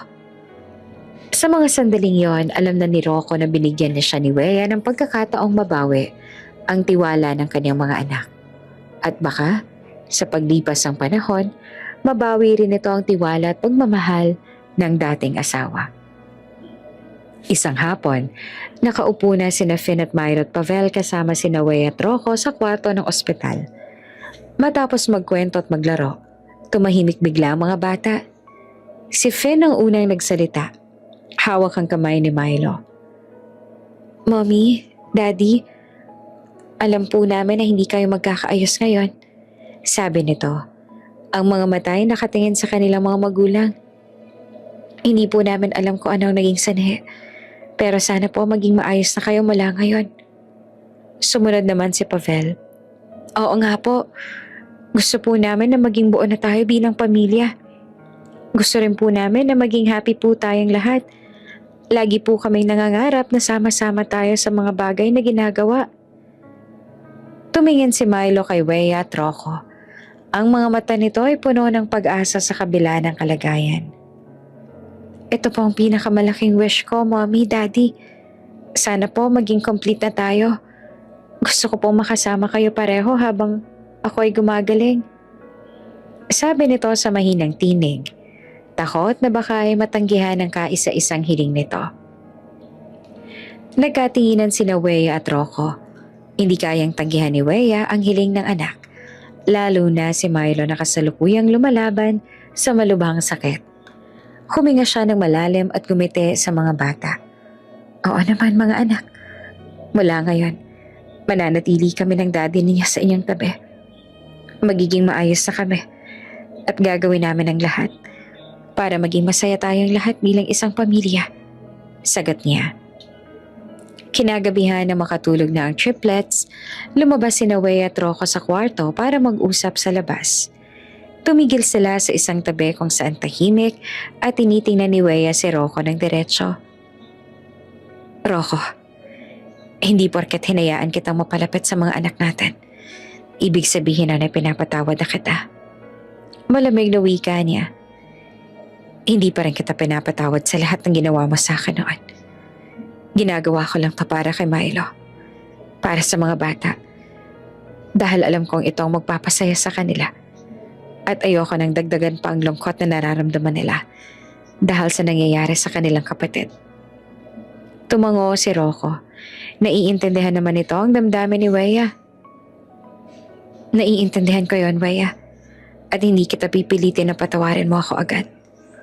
Pero pinapangako ko na gagawin ko ang lahat para makuhang muli ang iyong tiwala at kapatawaran. Gagawin ko lahat para ipakita sa iyo na seryoso ako. At handa na ako maging mabuting ama sa mga bata at mabuting asawa sa iyo. Pangako nito ng totoo. Hindi na tayo mag-asawa, Rocco. Malamig na sabi niya. Mag-asawa pa rin tayo sa papel, Wea. At patuloy kong nire-respeto yon. Ikaw pa rin ang asawa ko. Mula noon, hindi na umalis si Rocco sa tabi ng mag-iina. Si Rocco nag-ayos upang matingnan ito ng pinakamagagaling na mga doktor at nilipat din nila si Milo sa pinakamataas at pinakamalaking ospital sa bansa kung saan mas mabibigyan ito ng espesyal na atensyong medikal mula sa mga pinakamagaling na doktor. Sinikap nitong maging mabuting ama sa mga triplets kahit na minsan ay nangangapa pa ito sa mga gawain na karaniwang ginagawa ng mga magulang. Ginagawa nito ang lahat para mapatawad ni Wea. Kapag kasama sila ng mga triplets, nagiging mabait at maayos si Wea kay Rocco. Pinapakita nila sa mga bata na masaya silang magkasama bilang isang pamilya. Ngunit sa tuwing dalawa lamang ang magkasama, ibinubunyag ni Wea ang tunay na nararamdaman niya. Ang galit at sakit na hindi pa rin nawawala sa kanyang puso. Alam ni Rocco na mahabang panahon pa ang kailangan bago siya mapatawad ni Wea. Ngunit handa siyang maghintay kahit gaano pa yung katagal. Para sa mga bata at para sa pagkakataong mabuong muli ang kanilang pamilya. Isang gabi, naabutan ni Wea si Rocco na nakaupo sa tabi ng kama ni Milo. Kahit na halatang pagod na pagod ito, narinig niya kasing may napakalaking problema daw ng kumpanya ni Rocco dahil sa isang proyekto na hindi umuunlad ayon sa plano. Hindi pa rin ito binigong alagaan ng mga anak. Binasahan ni Rocco ang triplet sa magkatabi ng bedtime story hanggang sa tuluyang makatulog ang mga bata. Pagkatapos, inaplos nito ang noo ni Milo bago tumingin kay Finn at Pavel na nakatulog na rin sa tabi. Kitang-kita ni Wea ang sakripisyo ni Rocco araw-araw. Paano nito inuuna ang mga bata kahit na maraming problema sa trabaho at paano nitong binubuhos ang lahat ng pagmamahal sa kanila. Pagkatapos nitong ayusin ang mga una ng mga bata, lumabas sila ni Rocco. Tumigil sila sa isang maliit na balkonahe ng ospital kung saan tahimik lamang ang paligid. Wea, alam kong napakarami ng naging kasalanan ka sa'yo. Simula ni Rocco. Ang mga mata nito ay nakatingin sa malayo. Kahit ako, hindi ko mapatawad ang sarili ko sa dami ng sakit na ibinigay ko sa'yo. Nasaktan kita ng labis. Pero gusto kong malaman mo na handa akong gawin ang lahat. Kahit na kailangang maghintay ng maraming taon para makuha ang iyong kapatawaran. Walang naging kibo si Wea. Hindi makapagsalita habang pinapakinggan ito. Gusto ko rin malaman mo na binahal kita, Wea. Dagdag pa ni Rocco. Ang boses ay puno ng emosyon.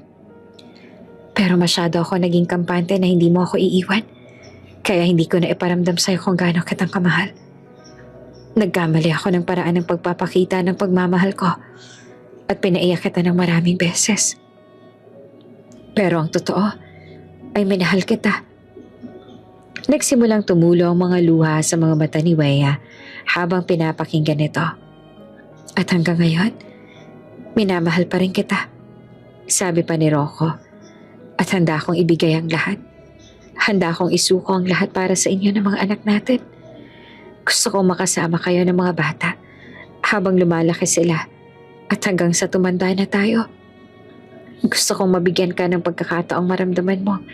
Hindi ka nag-iisa. Na mahal kita. Hindi niya sinagot si Rocco. Hinayaan niya lang itong magsalita habang ang kanyang puso ay puno ng magkakaibang emosyon. Galit, sakit. Ngunit may bahid din ng pag-asa na matagal na ang nakatago. Kinabukasan dumating ang mga magulang ni Weya at si Andrea para bisitahin sila sa ospital. Matapos silang makausap ng mga bata, dinala ni Don Roberto si Weya sa isang tabi para kausapin. Anak, hindi namin lubos maisip. Nabibigyan mo ng pagkakataon si Rocco na maging ama sa mga bata. Sabi ni Don Roberto. Ngunit masaya kaming makita na masaya sila. Nakikita namin kung gaano niyang pinapahalagahan ng mga apo namin. Gusto kong maging masaya ang mga bata at ang kanilang ama ang makakapagbigay sa kanila ng kaligayahan na yon. Ayoko na ipagkait sa kanilang kaligayahan na yon. Matapos noon, humiling din sa kanya ang ate niya na makausap siya nang sila lamang. Pumayag naman siya kahit paalam niya na kung saan patungo ang usapan na ito.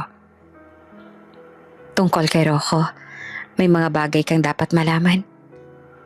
So tama nga ako nang iniisip. Tungkol sa kanya ang gusto mong sabihin sa akin. Alam ko na ayaw mong marinig ang mga bagay na to. Pero sa tingin ko ay dapat mo na rin na malaman at maunawaan ang lahat. Sabi ni Andrea sabay hinga ng malalim. Mahal ka ni Rocco. Siya ay naging tapat sa'yo mula nang umalis ka. Hindi siya tumigil sa paghahanap sa'yo nitong 7 taon. Nagpadala siya ng mga tauhan sa iba't ibang bansa. Nagtanong-tanong sa lahat ng kakilala. Nagsusumamo siya sa amin pero hindi namin siya mabigyan ng impormasyon. Talagang minahal ka ni Rocco. Huminto na siyang mahalin ako nung ikaw ang kanyang asawa. Ako ang nag-isip na mahal niya pa rin ako. Kaya sinubukan kong ibalik ang dati naming relasyon. Pero hindi iyon ang totoo. Ang puso niya ay nasa iyo na, noon pa man. Lumuhod siya sa amin noon, Weya. Palagi siyang nagpapakaawa para malaman kung nasan ka. Pero hindi namin alam kung saan ka nagtago. Sinubukan naming hanapin ka, ngunit bigo kami. Malaki ang kasalanan niya sa'yo. Pero alam ko na ako ang pinaka nagkamali. At dahil doon nasira kayo. Nalungkot ang mukha ni Weya habang naririnig ang mga salitang yon. Hindi ako umalis dahil sa hindi ko maramdaman na mahal niya ako. Sabi niya, umalis ako dahil nasaktan ako. Iiwan niya lang din naman ako kung hindi ko siya mabibigyan ng anak kaya ako na lamang ang kusang umalis. Hindi na ako nag-file ng divorce nang sa ganun ay hindi niya makamit ang kalayaan na gusto niya. At sa mata ng lahat, mananatili kang kabit. Ginawa ko yun dahil galit ako nun sa'yo at napagtanto ko naman na nagkamali ako.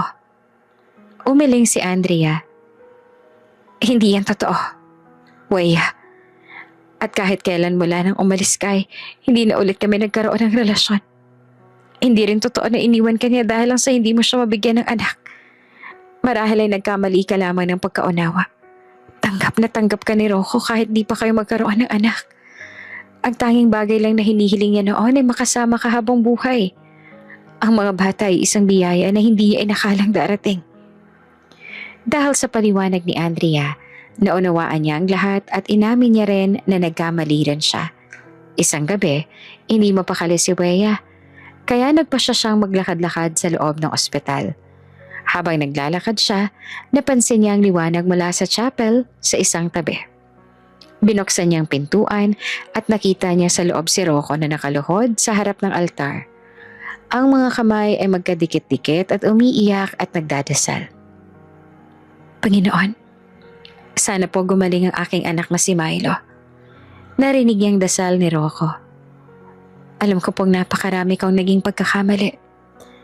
Hindi ako naging mabuting ama at asawa. Nasaktan ko po ang aking asawa.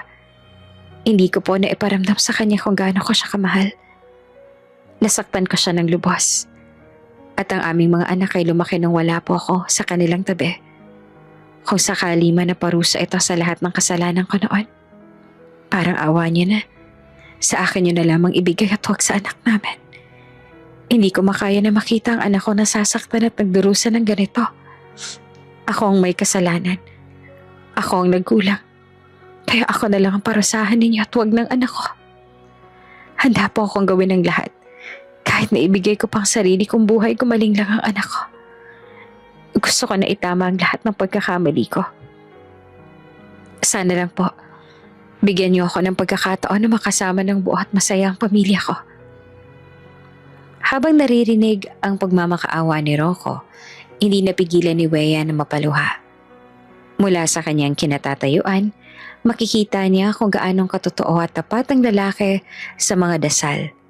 Handa itong ibigay ang lahat para lamang gumaling ang kanilang anak at mabuo ang kanilang pamilya. Hindi niya alam kung gaanong katagal siyang natulala doon. Ngunit nang makita niyang tapos na si Rocco sa pagdarasal, mabilis siyang umalis at nagtago sa isang sulok. Paglabas ni Rocco mula sa chapel, patuloy pa rin itong pinagmamasdan si Wea. Ramdam niya ang bigat ng mga salitang binitawan nito at unti-unting naramdaman ang galit sa kanyang puso ay unti-unting nawawala.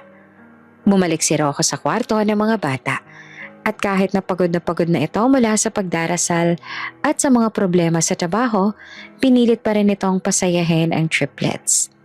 Inayos ito ang mga laruan ng mga bata. Kwentuhan sila ng mga kakaibang pangyayari sa opisina at kahit na papaano ay napapatawa ang mga bata. Nang makatulog na sina Finn, Milo at Pavel, hindi napigilan ni Rocco na makatulog din sa malaking sofa dahil sa labis na pagod nito. Nakita ito ni Wea. Nang bumalik siya sa kwarto at sa sandaling iyon ay maramdaman niya ang isang kakaibang init sa kanyang dibdib. Dahan-dahan niyang kinuha ang isang kumot mula sa cabinet at ikinumot ito kay Rocco. Tiningnan ang mukha nito na puno ng pagod. Pagod ka na talaga, no? Bulong niya sa sarili habang tinitingnan si Rocco. I'm glad you're doing everything for our children. Kinabukasan, sa kabila ng pagod na nararamdaman, maaga pa rin gumising si Rocco para pumasok sa opisina. Sinabihan nito si Wea na babalik ito agad pagkatapos ng mga pagpupulong at hindi na siya nabigla nang makita itong bumalik ng hating gabi pa rin. Ngunit may dala ng mga pasalubong. Inilabas nito ang mga laruan, ang bagong libro at mga paboritong pagkain ng triplets. Pagkatapos ay binigay kay Wea ang bulaklak. Para sa'yo. Tahimik lang na tinanggap ni Wea ang bulaklak. Hindi alam kung paanong sasagutin. Ngunit sa kanyang isip, alam niyang hindi niya na kayang pigilan ang damdaming unti-unting bumabalik. Sa mga susunod na araw, lalo pang nagpakita ng sipag at dedikasyon si Rocco. Bumibisita ito sa ospital tuwing tapos na ito sa trabaho at halos hindi na ito umuwi sa bahay. Ito rin ang nagbabantay sa mga bata kapag kailangang umalis si Wea para gawin ang ilang bagay kahit pa may mga yaya naman ang kanilang anak. At pag naglalambing ang triplet sa kanilang ama, lahat ginagawa ni Rocco. Minsan pa nga ay naglalambing ang tatlo na magluto ang daddy nila. Kahit nasa kalagitaan ng important call si Rocco, ay ginagawa pa rin nito ang hiling ng mga anak. At dahil sa lahat ng effort at pagmamahal na ipinakita ni Rocco, unti-unti nang lumalambot ang puso ni Wea. Isang gabi, nagtungo siya sa chapel para magdasal at aminin sa sarili ang lahat. Dahil ang totoo, hanggang ngayon, minamahal pa rin kita, Rocco. Bulong niya sa sarili. Hindi ko alam kung paano ko tumalalabanan pa pero nararamdaman ko na unti-unti na akong bumabalik sa'yo. Sana lang ibigyan tayo ng pagkakataong mabuong muli ang ating pamilya. At sana, gumaling na si Milo para makita nating lahat kung paano tayo magiging masaya bilang isang buong pamilya. Habang siya ay nakatingin sa altar, hindi niya alam na naririnig pala siya ni Rocco na bigla namang pumasok sa kwarto. Ngumiti ito Alam ni Rocco na unti-unti na itong natatanggap muli ng minamahal at nakahanda itong maghintay hanggang sa tuluyang mapatawad siya at mabuo na nila ang kanilang pamilya. Naging maayos ang mga susunod na buwan para sa pamilya. Sinisiguro ni Nawea at Rocco na gagawin nila lahat para masaya si Milo at ang mga kapatid nito. Kahit na hindi na makalabas ng ospital si Milo dahil sa sakit, patuloy pa rin silang nag-aaral ng magkasama sa pamamagitan ng tutor. Nang dumating ang Pasko, inayos nila ang kaarawan ni Milo at nilagyan ng mga dekorasyon, maliwanag na ilaw, makukulay na parol at isang maliit na Christmas tree na puno ng regalo nang sa ganon ay madama ng mga bata ang diwa ng Kapaskuhan. Nakasuot pa silang pamilya ng matching Christmas outfit at ang mga mata ng mga bata ay puno ng kagalakan. Masayang-masaya sila ng araw na yon, kahit si Milo ay panay halakhak. Paulit-ulit nilang sinasabi sa kanilang magulang kung gaano silang kasaya at kung gaano silang kamahal ng mga ito. Mahal na mahal ko kayo, ang sabi naman ni Rocco habang nakatingin sa tatlong magkakapatid. Palagi ko kayong mahal. Walang oras na hindi. Kayo ang pinakamagandang regalo na natanggap ng daddy ninyo ngayong Pasko. Isa-isa rin itong hinalika ng ulo ng mga anak na napahagikik naman. Pinapangako ko na lagi na tayong magkakasama sa bawat Pasko at sa lahat ng okasyon. We will be the happiest family in this world. Daddy, pwede mo po bang i-kiss na rin po si Mommy kasi siya lang po hindi nakaka-receive ng kiss from you po? Biglang tanong ni Pavel. May bahid pa rin ang awkwardness sa pagitan ni Wea at Rocco, kaya sa halip na halikan, inakay ni Rocco si Wea at hinakap ng mahigpit. Mahal kita, Wea. Bulong nito sa kanya. At sa unang pagkakataon, mula nang magkita silang muli, tinanggap ni Wea ang yakap at ibinalot din ito sa bisig. Pagsapit ng bagong taon, nagtipon sila sa balkonahe ng kwarto ni Milo para batiin ang bagong taon kasama ang ibang mga pasyente at tauhan ng ospital. Pinakinggan at pinanood nila ang ingay ng mga fireworks sa kalangitan habang hawak-hawak ang isa't isa. May pakulo pa si Rocco na talagang may pa-fireworks. Lahat ng tao roon sa ospital ay masaya dahil sa lahat ng hinanda ni Rocco. At syempre, masaya rin si Milo na maranasan ang lahat ng yon. Ang mga mata ni Milo ay namamangha sa mga kulay ng paputok at ngumiti siya ng malaki. Ang pinakamalaking ngiti na nakita ng pamilya mula nang malaman nila ang tungkol sa sakit. Masayang-masaya po ako ngayon, Mommy, Daddy, Kuya Finn, Kuya Pavel, sabi ni Milo. Natupad na ang lahat ng hiling ko. Buo na po tayo bilang pamilya. Ngunit sa mga araw na sumunod, lalong lumalala ang kalagayan ni Milo. Sumailalim ito sa operasyon para alisin ang tumor, pero hindi ito ganap na nawala. Ang katawan nito ay tuluyan ng hindi makalaban. Isang hapon, hinawakan nito ng mahigpit ang kamay ni Finn at Pavel, habang ang mga mata ay tila wala ng pag-asa. Huwag na po kayo mag-alala sa akin, ang nahihirapan na sabi ni Milo. Masaya po ako. Sobrang naging masaya ako. Kaso sobrang napapagod na ako. Pero kahit na napapagod at nasasaktan na ako, masaya ako dahil nakasama ko kayo. Pakiramdam nila ay niyayarakan ng kanilang puso dahil sa bawat katagang binibitawan ni Milo at sa nakikita nilang paghihirap at sakit sa mga mata nito. Sorry kung napapagod na ako. Milo, don't say that. Umiiyak na sabi ni Finn.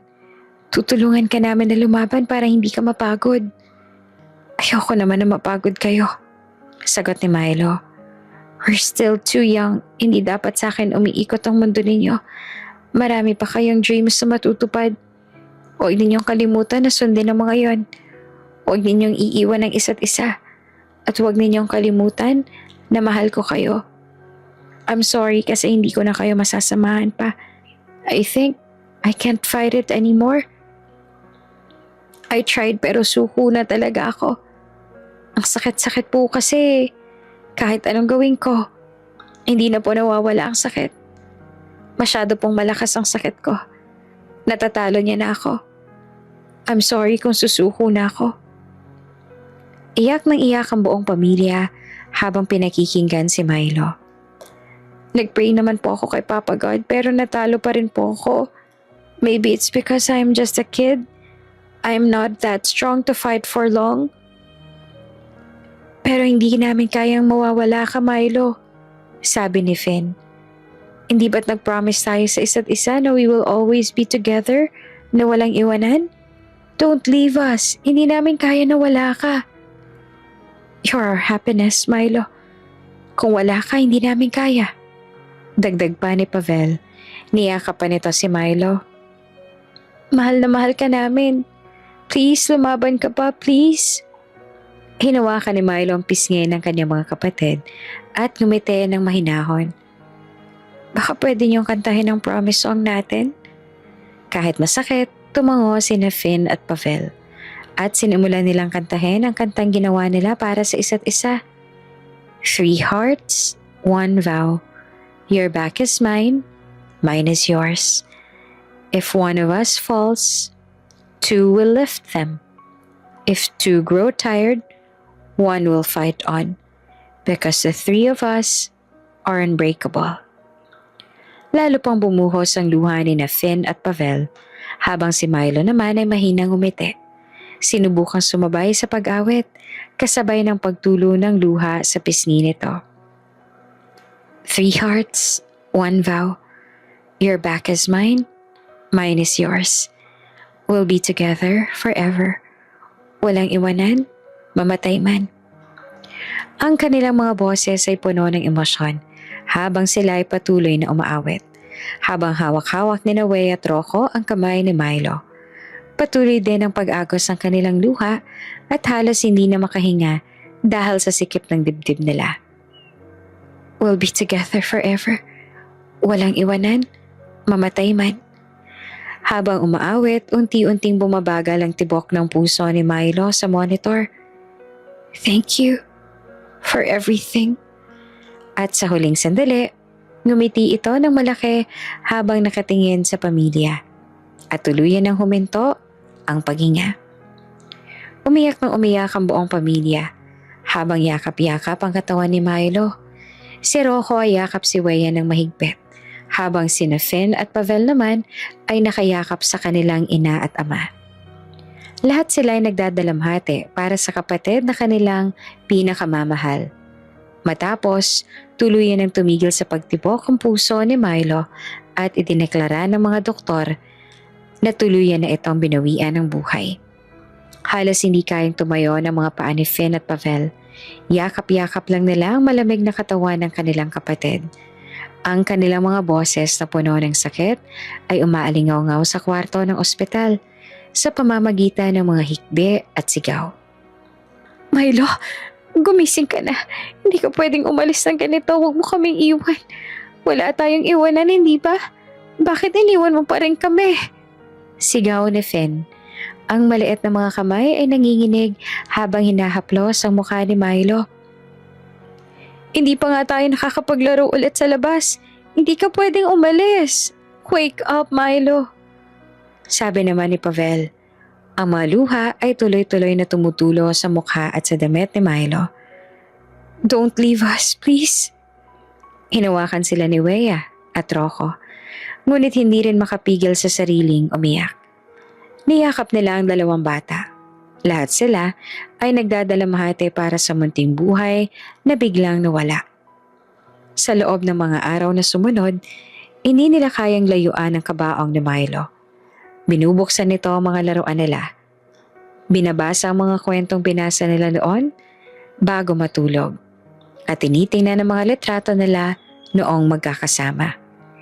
Hanggang sa dumating ang araw ng libing, ang mga mata ng buong pamilya ay basang-basa ng luha habang inilalagay ang kabaong ni Milo sa lupa.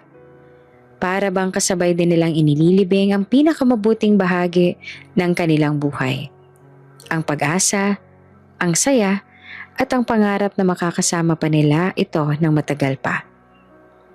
Mga anak, alam namin na napakasakit nito. Sabi ni Rocco na mahinahon, hawak ang kamay ni na Finn at Pavel. Pero hindi namin kayo iiwan. Kahit na anong mangyari, gagawin namin ang lahat para makaahon tayo mula dito. Magtutulungan tayo bilang isang pamilya. Tumango si Weya. Hinaplos ang ulo ng mga bata. Tama ang sabi ng daddy ninyo. Si Milo ay laging nandito sa ating mga puso. At hindi niya gusto na tayo ay malungkot ng matagal. Gusto niya na tayo magpatuloy at maging masaya. Kasi pinapanood niya tayo sa heaven. Isang gabi pagkatapos ng libing, kinuha ni Finn ang tablet na lang magkakapatid. Mommy, Daddy, may ipapakita po kami sa inyo. Sabi nito habang ang kanyang kamay ay nanginginig. Kami po ang kumuha nito kay Milo. Sinabi niya po sa amin na ibigay ito sa inyo pagkatapos niyang mawala. Binuksan nito ang tablet at pinindot ang isang video file. Lumitaw ang mukha ni Milo sa screen. Maputla at sobrang mahina. Hi Mommy, Daddy, and my favorite Finn and Pavel. Bungad ni Milo sa video. Alam ko po na baka hindi ko na kayo makasama ng matagal pa. Nararamdaman ko na po. That's why I'm making this video. Hindi ko po kasi kaya na sabihin sa inyo ng harapan. Alam ko po na nung una, nagpe-pretend na kayo na maayos kayo para mapasaya ako. Para mapasaya po kami. Lalo na ako. Nagsimulang tumulo ang luha sa mga mata ni Weya at Rocco habang pinapanood nila. Pero sobrang saya ko po dahil hindi na kayo nagpretend pagkaraan ng ilang araw. Naging totoo na po yung pagmamahal at pagkakaisa ninyo. I am so happy. And please don't blame yourself kasi nawala po ako. Ginawa niyo naman po ang lahat para gumaling ako. Pero talagang hindi ko na po kinaya pang lumaban. Tumingin si Milo diretso sa camera. Ngumiti pa rin siya. Ang tanging hiling ko na lang po ay maging happy po kayo. Huwag niyo pong hayaang mawalang isa't isa tulad ng dati. Mahal na mahal ko po kayo lahat at mananatili po kayo sa aking puso. Nang matapos ang video, tahimik na umiiyak ang buong pamilya. Alam na natin kung anong gusto ni Milo. Sabi ni Weya. Hindi niya gusto na magkaroon pa tayo ng hidwaan. Gusto niya lang na tayo magmahalan at maging buo bilang isang pamilya. Hindi na natin kailangang magtalo pa. Gagawa tayo ng paraan para magkapatawaran. Hindi lang para kay Milo, kundi para na rin sa atin at sa mga bata. Hindi na natin makakaya na mawalan pa ng isa. Hindi ko masasabi na mawawala agad ang sakit na nararamdaman ko noon. Patuloy niya ngunit ang mga mata niya ay puno ng pag-ibig. Pero handa ako magsimulang muli. Handa ako magbigay ng pagkakataon para mabuo natin ang pamilyang pinapangarap ni Milo. Hindi ko hihilingin sa'yo na patawarin mo ako agad. Sagot naman ni Rocco, hinalikan ng kamay ni Weya. Pero gagawin ko ang lahat para ipakita sa'yo na seryoso ko. Na handa ako maging mabuting asawa at ama sa mga bata. Nagsimulang umiyak muli sina Finn at Pavel. Ngunit sa pagkakataong to ay may halong saya ang kanilang luha. Yakap sila ng kanilang mga magulang. At sa sandaling iyon ay nararamdaman nila na nandito pa rin si Milo. Sa bawat yakap, sa bawat salita ng pag-ibig, at sa pagkakaisang bumabalot sa kanila bilang isang pamilya. Mula noon, nagdamayan silang lahat para makaahon sa matinding lungkot ng pagkawala ni Milo. Sinimulan nilang buhayin muli ang kanilang mga pangarap. Pumunta sila sa beach na pinangarap ni Milo. Naglalaro at lagi nilang binabanggit ang pangalan ni Milo sa bawat okasyon. Alam nila na hindi na babalik si Milo. Ngunit alam din nila na mananatili ito sa kanilang mga puso. At sa pagkakaisang kanilang pinapanatili bilang isang pamilya. Hindi naging madali sa kanilang pamilya ang paglalakbay patungo sa paghilom. Araw-araw, parang gawain na para sa buong pamilya na puntahan ang sementeryo kung saan nakalibing si Milo. Dala-dala nila ang paborito nitong bulaklak, mga puting rosas at sunflower, at inilalagay ito sa puntod na may maliit na may nakasulat na Milo de Vera, Forever 6, an angel. Milo, alam mo ba, ngayon nag-aaral na kami ng mabuti tulad ng sinasabi mo, sabi ni Finn. Nakakuha kami ng mataas na marka sa matematika. Alam ko na matutuwa ka dahil lagi mong sinasabi sa amin noon na dapat namin pagtuunan ng pansin ang mga numero kasi doon kami mahina. Umupo si Pavel sa damuhan sa tabi ng puntod. Hawak ang paboritong laruang sasakyan na dati ring pinaglaruan nila ni Milo. Binilhan ka rin ni na Mommy at Daddy ng bagong laruan. Pero kami ni Finn ang pumili noon kasi alam namin na mas magugustuhan mo kapag kami ang pumili. Hinawakan ni Wei ang kamay ni Rocco habang pinapanood ang mga bata. Minsan ay tahimik lang sila. Minsan ay kinakausap nila si Milo nang parang nandun lang ito sa kanilang tabi. Minsan ay nagdadala pa sila ng pagkain na paborito ni Milo. Milo, alam mong hindi ka namin makakalimutan. Bulong ni Weya. Ang mga luha ay tumutulo sa kanyang mga pisngi. Araw-araw naming nararamdaman na nandito ka pa sa bawat ngiti ng mga kapatid mo. Sa bawat musika na naririnig namin. Sa bawat sandaling magkakasama kami bilang isang pamilya. Iniisip namin na kasama ka lang namin kahit hindi ka namin nakikita. Hindi sila nag-iwanan kahit sa mga sandaling parang hindi na nila kayang tiisin ang sakit. Isang hapon, habang nakaupo sila sa tabi ng puntod ni Milo, seryoso silang nag-usap. Hindi ko akalain na makakaya kong patawarin ka ng buong puso. Sabi niya at saka tumingin sa puntod ang kanilang anak. Ngunit nang makita ko kung gaano ka nag-alala at nagluksa para sa kanya at kung paano mo inalalayan kami ng mga bata, napagtanto kong lahat ng galit at sama ng loob ay walang halaga. Hinawakan ni Rocco ang pisngi ni Weya at pinalis ang luha mula sa kanyang mukha. And I am very thankful for that.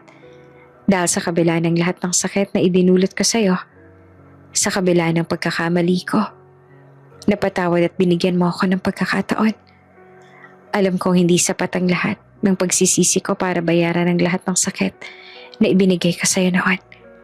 Pero gagawin ko ang lahat para ipakita sa'yo at sa mga bata na karapat-dapat ako maging bahaging muli ng inyong buhay. Mula noon, unti-unti nang nagsimulang hilumin ang sakit sa kanilang mga puso.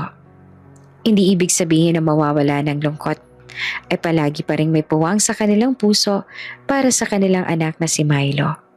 Ngunit natutunan nilang tanggapin ang pagkawala at gawing lakas ng mga alaala nila para mabuhay ng masaya. Tulad ng kung ano ang gusto ni Milo. Milo, alam mo bang pupunta na kami sa beach bukas? Sabi ni Finn sa isang araw. Ngumingiti na ngayon kahit na may lungkot pa rin sa mga mata. Sinabi ni Daddy na dadalhin niya kami doon. Yung beach na lagi mong sinasabi na gusto mong puntahan kapag magaling ka na. Sisiguraduhin namin na gagawin namin ang lahat ng mga bagay na plano natin na gawin ng magkasama para mag-enjoy ka rin habang pinapanood kami mula dyan sa heaven. Tumango si Pavel at nagbigay ng isang maliit na kahon sa puntod ni Nico. Ito yung mga laruan na binili namin para sa'yo. Inilagay namin ng ilan sa kwarto natin. Pero itong isa pa po, dinala namin para sa'yo dito para hindi ka maboard dito. Araw-araw pa rin silang pumupunta sa puntod ni Milo. Minsan ay mag-isa. Minsan ay magkasama. Minsan ay nagdadala sila ng mga kwento na binabasa nila. Minsan ay kumakanta sila ng kantang paborito ni Milo. At minsan ay tahimik lang silang nakatingin sa puntod nito habang binabalik tanaw ang mga sandaling magkasama sila. Milo, alam mo sobrang mahal ka namin. Sabi ni Rocco, hindi ka naman nandito sa pisikal. Alam naming nandito ka lang sa tabi namin. Nagbabantay sa amin. Nagpapasaya sa amin. At nagbibigay sa amin ng lakas para harapin ang bawat araw. Tumango si Weya. Hawak ang kamay ni Rocco habang hawak naman ng mga bata ang kanilang mga kamay. Ang alaala mo, Milo, ay mananatili sa aming mga puso at isipan habang buhay. Hindi ka namin makakalimutan at ipagpapatuloy namin ang buhay na puno ng pag-ibig at saya, katulad ng kung ano ang gusto mong makita para sa amin. Sa bawat araw na lumilipas, unti-unting natutunan nilang ayusin muli ang kanilang mga buhay. Nagpasya silang magsimula ng isang maliit na organisasyon para sa mga batang may sakit na tulad ni Milo. Ibinibigay nila ang mga laruan, aklat at pagkain sa mga pasyente ng ospital at tinatawag itong Milo's Heart Foundation bilang parangal sa kanilang anak na palaging may mabuting puso para sa iba. Alam nila na hindi nababalik si Milo, ngunit alam din nila na ang pag-ibig at mga alaala nito ay mananatili sa kanila habang buhay. At sa bawat mabuting gawaing kanilang ginagawa, patuloy silang nagpapasalamat sa oras na kasama nila ito noon. Lumipas ang 3 taon nang mabilis. Naging maayos ang buhay ng pamilya. Patuloy na nag-aaral ang mabuti sina Finn at Pavel. Hanggang dumating ang araw na matagal nang hinihintay, ang graduation ng mga bata mula sa elementarya. Sa tapat ng entablado ng paaralan nakaupo sina Wea at Rocco, kasama ang kanilang bunsong anak sa unang hanay. Ang kanilang mga mukha ay puno ng pagmamalaki. Makikita nila sina Finn at Pavel na naka-uniforming puti. Naghihintay na sila na tawagin para umakyat sa entablado at para tanggapin ang kanilang mga parangal. "Mommy, Daddy, Kuyas!" Pumalakpak na sabi ng bunso nilang anak na si Thea. 1 taon mula nang mawala si Milo ay biniyayaan muli sila ng anak. Isang anak na babae na sobrang kamukhang kamukha ni Milo. Para nga itong girl version ni Milo. At para sa kanilang lahat, si Thea ay regalo sa kanila ni Milo para hindi na sila malungkot ng labis sa pagkawala nito. Nang tawagin ang pangalan ni Finn at Pavel, magkahawak kamay silang umakyat ng entablado. Tumanggap ng diploma at 3 medalya para sa pagiging pinakamatalino sa klase, pinakamabait at pinakamahusay sa matematika. Pagkatapos ng seremonya, tumakbo agad ang 2 bata patungo sa kanilang mga magulang. Iyakap sila ng mahigpit. "Mommy, Daddy, nakita niyo po ba? Nakagraduate na po kami." Sigaw ni Finn ang masaya. Hawak ang kaniyang mga parangal. "Oo naman. At sobrang proud kami sa inyo," sagot ni Wea at hinalika ng mga bata sa noo.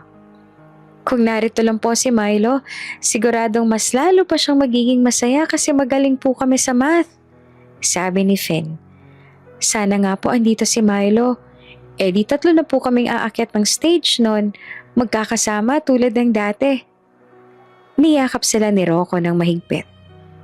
"Alam kong proud na proud siya sa inyo ngayon, mga anak.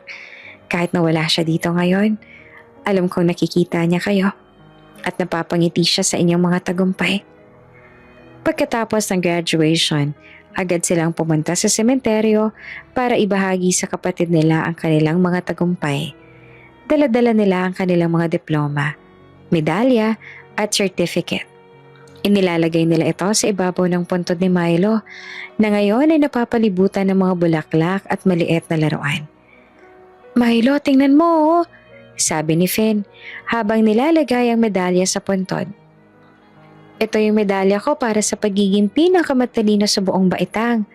Para to sa'yo, lahat ng tagumpay namin, iaalay namin sa'yo." "Oo nga," dagdag pa ni Pavel, inilagay din ang sariling medalya sa tabi ng kapatid. "Sinabi namin sa'yo dati, 'di ba, mag-aaral kami ng mabuti. Ginawa namin yon. Hindi na namin pasasakitin ang ulo ni Mommy. Lagi na kami nag-aaral ng mabuti tulad ng sinasabi mo dati. Para balang araw ay kami nang magtuturo kay Baby Thea." Tumayo si Wea sa tabi ng mga bata. Hawak ang kamay ni Rocco na buhat-buhat naman ang kanilang bunsong anak. "Milo, tingnan mo ang kapatid mo. Napakalakas at matalino na nila. Alam kong ikaw ang nagbibigay sa kanila ng lakas para magpatuloy at magsumikap." Nagsalita si Pavel muli. Ang boses ay puno ng determinasyon. "Milo, huwag kang mag-aalala kay Mommy at Daddy, ah. Sisiguraduhin namin na aalagaan namin sila. Mag-aaral kami ng mas mabuti. Magsusumikap kami ng husto para kami nang mag-take over sa kumpanya ni Daddy. Kami nang bahala sa kanila paglaki namin." Habang sinasabi ito ni Pavel, tumulo ang mga luha mula sa mga mata ni Wea at Rocco. Yakap-yakap nila ang mga anak. Lahat sila ay naramdaman na naroon din si Milo sa sandaling iyon. Nakasama sila sa kanilang kagalakan at pagmamahal. Isang oras pa silang nanatili sa puntod ni Milo. Ikinuwento ng mga bata ang mga nangyari sa kanilang graduation, kung paano silang kinabahan bago umakyat sa entablado, at kung paano silang pinuri ng kanilang mga guro. Sinasabi rin nila sa kanya ang kanilang mga plano para sa high school, na gusto nilang pumasok sa pinakamataas na paaralan, na gusto nilang mag-aral ng mga asignaturang kaugnay ng negosyo, at na gusto nilang tulungan ng Milo's Heart Foundation na itinatag ng kanilang mga magulang. Milo, babalik po kami rito lagi, sabi ni Finn. Susunod na taon, pag-graduate na po kami ng high school, ibibigay na namin sa iyo ang aming medalya. Baka rin makaya na namin ipanalo ang paligsahan ng chess na lagi nating pinag-uusapan. Bago sila umalis, hinaplos ng bawat isang puntod ni Milo. Mula sa malayo, makikita sila bilang isang pamilyang buo. Bagaman may puwang na walang mapupunan, alam nilang naroon lang si Milo sa kanilang mga puso, na nagbabantay sa kanila at nagbibigay sa kanila ng lakas para harapin ang bawat araw. Love requires courage. The courage to admit our mistakes, to forgive deeply, and to choose connection over pride. While loss leaves a permanent mark in our hearts, it also shows us what truly matters, cherishing every moment with those we hold dear. Our loved ones may leave us physically, but they live on through the memories we cherish and the way we honor them by living with purpose, caring for each other, and building a future filled with hope. No matter how broken things may seem, there is always a chance to heal, grow, and build a life filled with meaning together. Bago ka pa lang sa channel neto, ibang kwento ni Ate Jane, istorya mo, ikwento ko. Huwag kalimutang pindutin ang notification bell at subscribe button.